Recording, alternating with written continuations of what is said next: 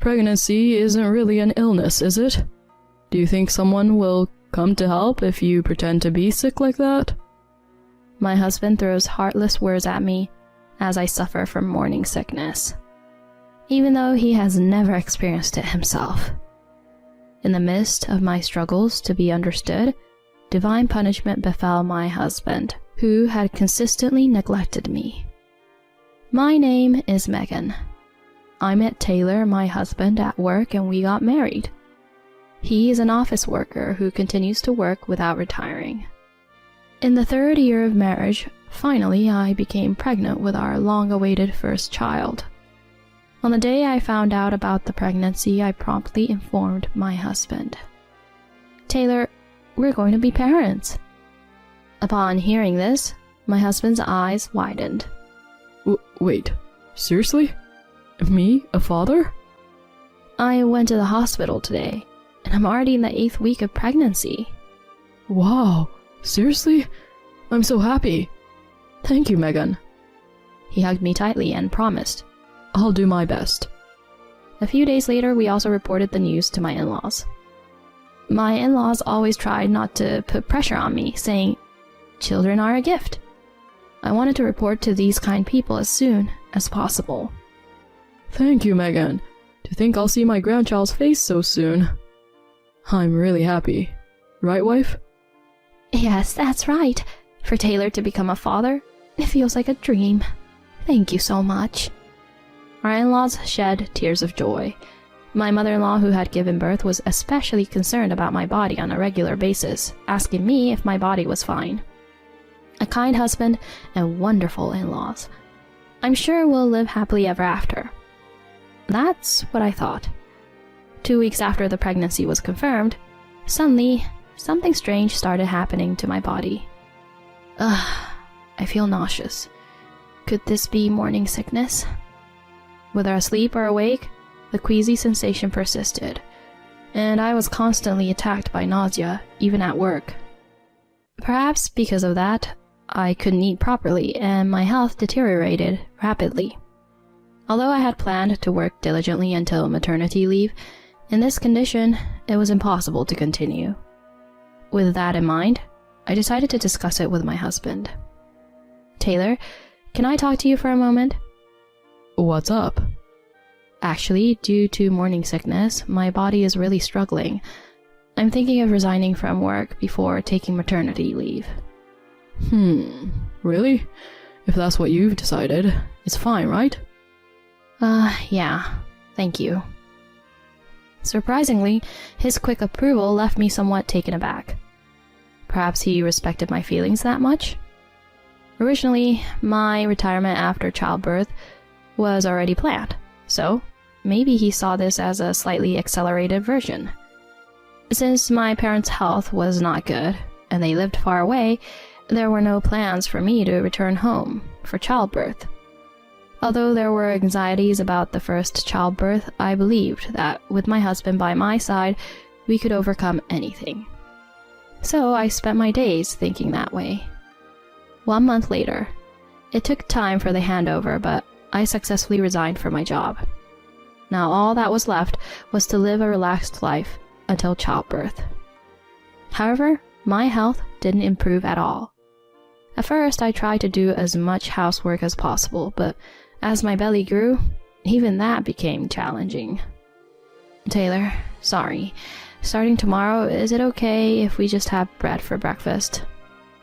When I asked my husband this, he turned around with a surprised expression. Huh? Why? I give you money for living expenses, right? No, it's not about the household budget. It's just that morning sickness is really taking a toll on me.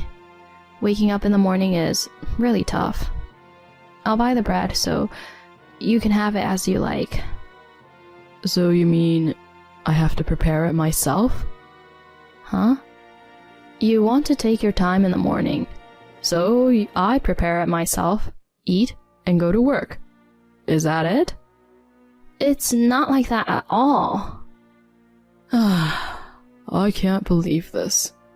I'm working hard every day to provide for both of us, and now You've become a housewife, thinking you don't have to handle the housework. Saying that, my husband left the living room. Why? Why did he speak like that? I didn't choose to be in this situation willingly. I'm enduring these difficult days to raise our baby. Suppressing emotions with nowhere to go, I cried alone. I tried to convince myself that someday things would get better, even if it felt forced. Time passed, and I finally entered the 9th month of pregnancy. In the midst of swelling emotions, I desperately continued to manage the household chores. Sorry, Taylor, can you take out the trash today? One morning, I called out to my husband as he was leaving for work. Huh? Isn't taking out the trash something you always do yourself? Yes, but today's trash is really heavy. My stomach has been aching since the morning, and it's tough today. Can you please help just for today? At that moment, unbelievable words came out of my husband's mouth. Hey, Megan, you're a housewife, right? Who do you think you are? Huh? What do you mean, who do you think you are? What was he asking me? Without waiting for my answer, he continued. I've been thinking, pregnant women aren't really sick, right? So why are you acting like you're in such pain? Pretending to be in pain? What are you talking about? I'm really struggling. So you think by acting like you're feeling unwell, someone will come to help you, huh? Megan, I never thought you'd be that cunning. I'm a bit shocked. Wait a minute. It's really not like that.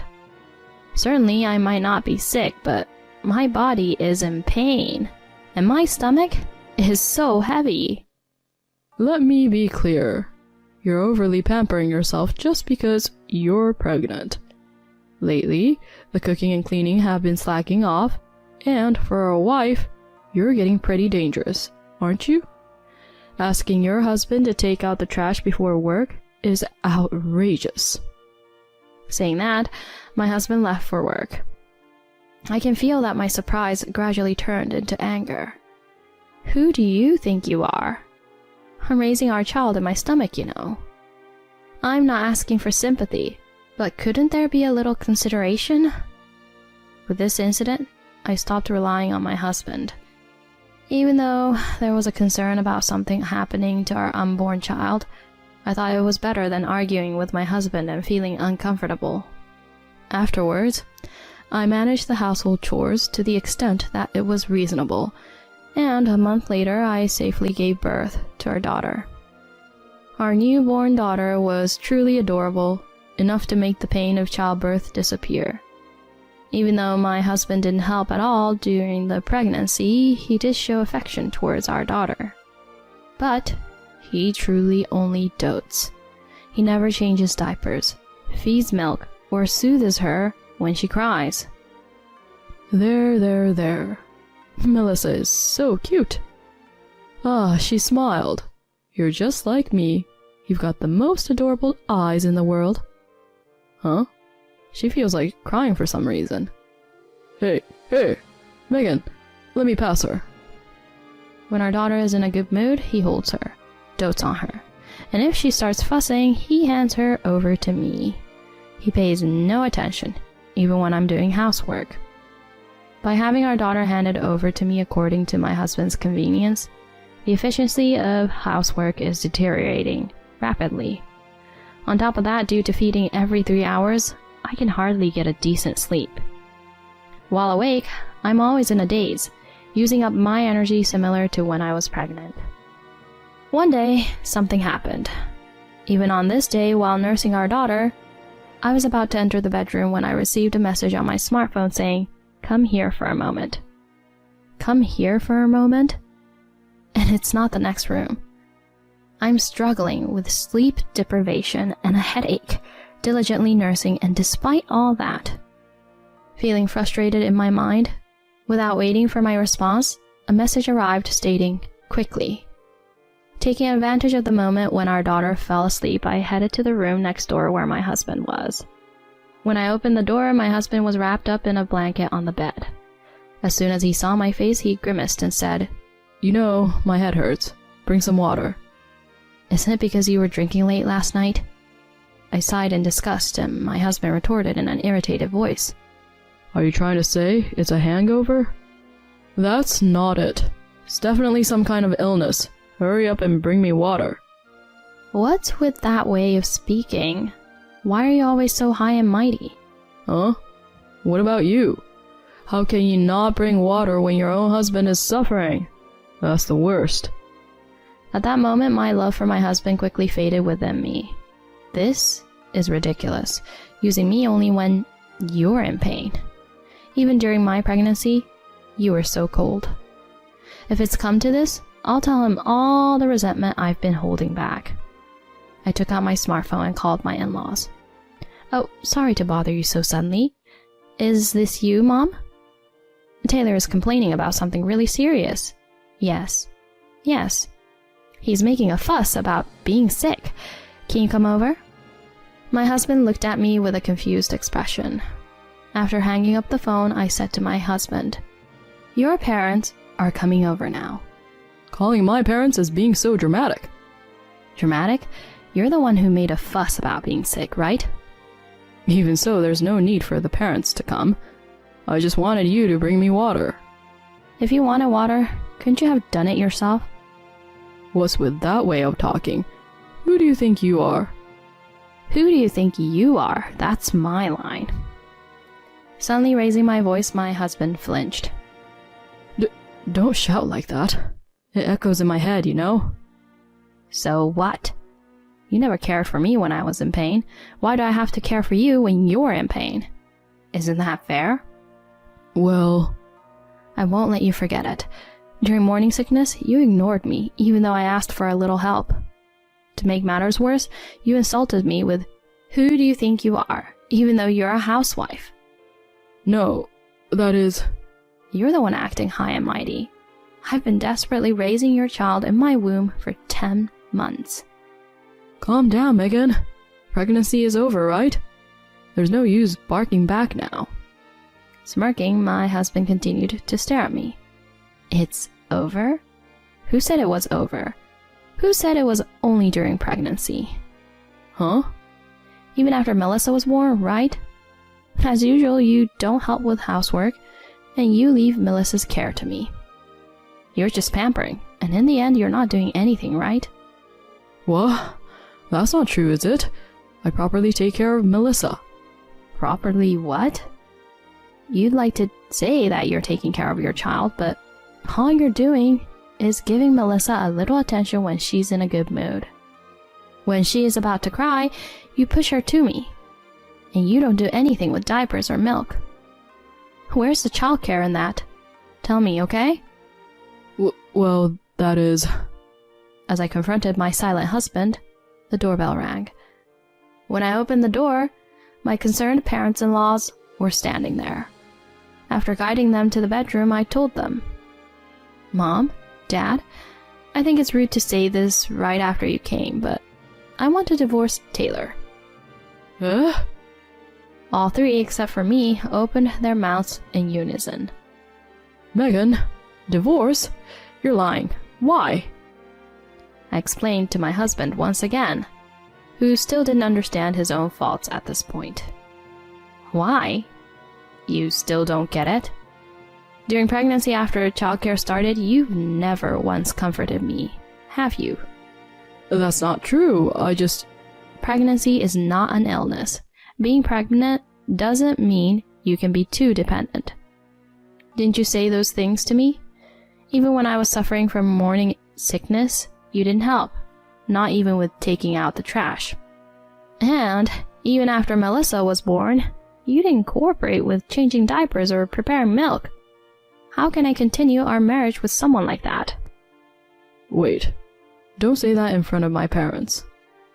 At that moment, my mother-in-law, who had been listening, forcefully intervened. Explain what just happened, Taylor. What Megan just said. Is it true? Well, that is... Answer clearly. Did you really say such a horrible thing to Megan when she was pregnant, like pregnant women are being too dependent? No, it's not like that. Megan pretends to be sick on purpose. Pretending to be sick? There is individual variation in pregnancy symptoms, and some people suffer so much that they can't help it.